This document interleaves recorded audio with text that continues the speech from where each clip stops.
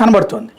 అయితే అంత మాత్రాన ఇంకోటి ఏంటి, కరెక్ట్గా నిన్నటి దానికి అటెండ్ కాలేదు, నిన్న సాయంత్రం వచ్చేటప్పుడు ఇవాళ దీనికి వచ్చేటప్పటికి అటెండ్ అవుతున్నారు, ఇది గుళ్ళకెళ్తున్నారు.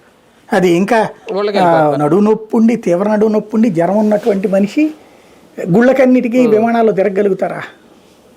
బేసిక్గా ఎయిర్పోర్ట్ వీడియోస్ కూడా వచ్చినాయి కదా, ఆయన చాలా చక్కగా నడుచుకుంటూ వెళ్ళిపోతున్నారు. మరి అంటే ఏమనాలి ఇప్పుడు? కాబట్టి సంథింగ్ ఏదో ఉంది.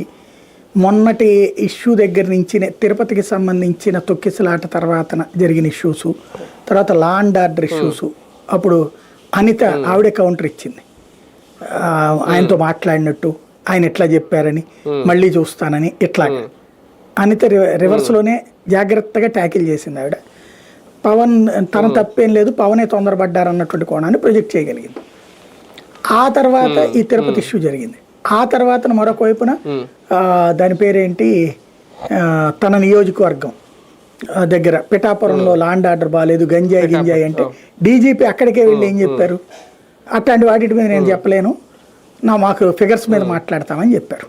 అంటే కౌంటర్ అయ్యింది అక్కడ, పవన్ మాటకి రివర్స్లో స్పందించినట్టు అయింది. ఇక్కడ ఇప్పుడు ఏంటి, పవన్ కళ్యాణ్ ఏం అసంతృప్తితో ఉన్నారన్నది తెలియదు. మొన్న కూడా మీరు ఇది అండర్లైన్ చేశారు లేదు, నారా లోకేష్ గారిని అడిగితే ఈవోని చైర్మన్ని క్షమాపణ చెప్పమన్నారంటే అది ఆయన వ్యక్తిగతం, అది మా స్టాండ్ కాదు అన్నారు లోకేష్ గారు కూడా మీడియా ముందు, డైరెక్ట్గా మీడియా ముందే చెప్పాడు ఆయన కూడా. అంటే ఏదో అంటే ఇద్దరి మధ్య నిజంగా అండర్స్టాండింగ్ మిస్ అవుతుందా ఈ మధ్యన? ఎందుకంటే మామూలుగా పవన్ కళ్యాణ్ గారు ఇప్పుడు మీడియా ముందు మాట్లాడితే ఇంకా బాబు గారు అని సీనియర్ లేరు, మేము ఆయన వెంటే ఉంటాం, ఆయన ఇంకా 10 కాలాలు సీఎం అని అంటారు. కానీ ఇవన్నీ చూస్తూ ఉంటే ప్లస్ ఇంకొకటి ఆయనకి ఏమన్నా మరి బాధ కలిగినప్పుడు లేదంటే